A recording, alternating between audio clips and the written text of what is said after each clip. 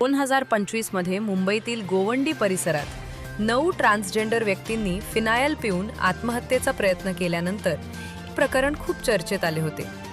या संदर्भात समाजसेवी कृष्णा आडेलकर यांनी गवंडीत मोठे ट्रान्सजेंडर रॅकेट कार्यरत असून त्यात काही बांगलादेशी नागरिकांचा समावेश असल्याचा आरोप करत तक्रार दाखल केली होती।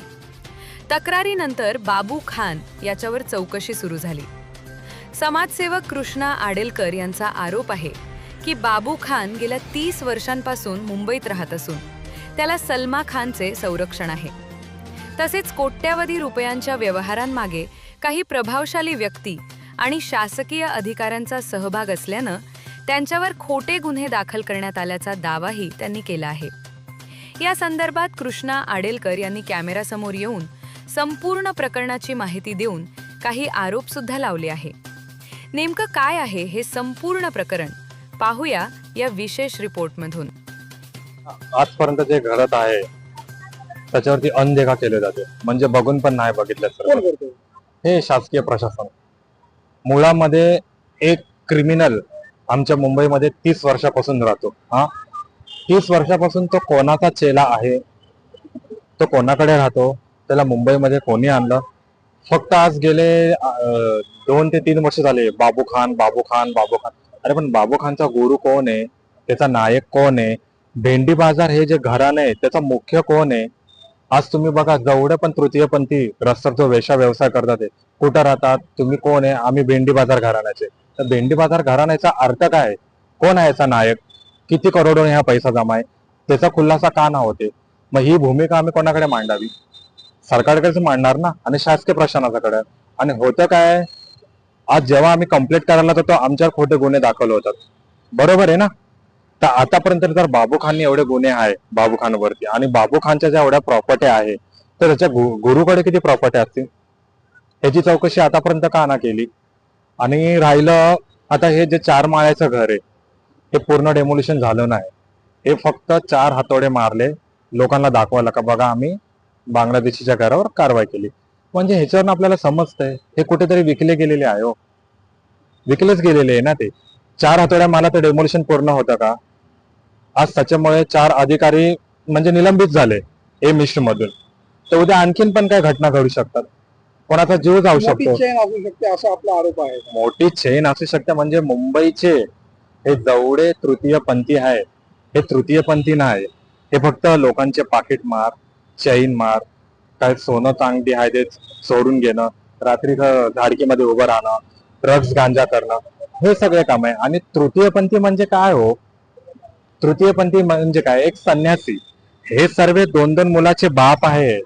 एक तृतीयपंथी एका बाई संग लग्न करतो, 2 मुलं जन्माला घालतो, त्याच्यानंतर तो लिंग अर्पण करतो, साडी घालतो आणि तृतीयपंथी समाजामध्ये येतो। त्याला तृतीयपंथी समाज म्हणतात काय? आणि बाबू खानला HIV आहे, आणि आता जो कालचं जे आंदोलन आहे त्याच्यामध्ये अर्धे 2-2 मुलाचे बाप आहे। मग ह्याची चौकशी कधी करणार? ते सगळे गांजे पिलेले, ते सगळे नशेडी लोक आहे, ही चौकशी का नाही होत? तृतीयपंथींवर अत्याचार झाला, तृतीयपंथी जाणार कुठं? आम्ही 1-1 रुपया जमा करून घरं बनवले। 1-1 रुपया जमा करून आता मुंबईमध्ये घरं होतात काय? आणि 4 माळ्याची घरं, कोणाचा आशीर्वाद आहे? कोण आहे त्यांचा गुरु? त्याचा खुलासा करा ना, ते का झाकून ठेवलंय तुम्ही? आणि राहिलं ह्यांचं एक लॉबी आहे, प्रत्येक पोलीस स्टेशन मध्ये झेंडावंदन साजरा करायला जायचं, आणि म्हणजे ते लोक लोकांना दाखवतात, आणि जे असली किन्नर आहे ना ते लोकांना दाखवतात का बघा मुंबई पोलिसाने आमची किती ओळख आहे, मुंबई पोलिसाने आमचे किती चांगले संबंध आहे। आणि मग ते असली तृतीयपंथी बिचारे घाबरतात, अरे ना ह्याच्या संग ह्याचे म्हणजे पोलीसचे चांगले संबंध आहे, ह्याची पोलीस स्टेशन मध्ये चालते, हे सगळं चुकीचं आहे ना।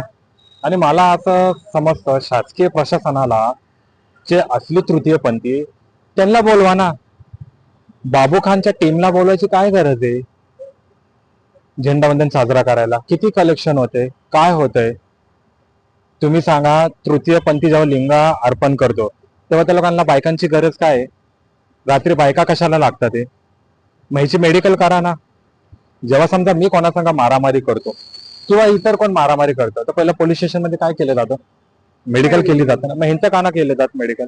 म्हणजे कुठेतरी विकलेलं गेलेलं आहे ना। आज तुम्ही सांगा, शिवजयंतीची परमिशन लागते, बाबासाहेब आंबेडकर जयंतीची परमिशन लागतं, हे लोक जे रस्त्यावर नागडे उघडे उभे असतात, बरोबर, ह्याचं परमिशन आहे का कोणाकडे? मग ह्यांचं परमिशन कुठे? हा महाराष्ट्र कोणाचा आहे? छत्रपती शिवाजी महाराजांचा विचाराचा आहे, गौतम बुद्ध आहे त्यांच्या विचारांचा आहे, संत ज्ञानेश्वर त्यांचा विचारांचा आहे, बरोबर ना? मग ह्या महाराष्ट्राला तुम्ही काय वेशा व्यवसाय बनवताय काय? मग हे कोणाच्या आशीर्वादाने रस्त्यावर उभे? शेवटी शासकीय प्रशासनाच्याच आशीर्वादाने ना. तुम्ही आणि मी रात्री 12च्या नंतर बाहेर पडलो तर आपल्याला 151 मध्ये जमा करतात. एकीकडे सरकार एड्स नियंत्रण असे कक्ष चालवतात आणि दुसरीकडे बाबूखान सारखे आपल्या महाराष्ट्रामध्ये HIV पीडित हे असे व्यवसाय करतात. यांनी समाजाला धोका आहे असं म्हणणं आहे का?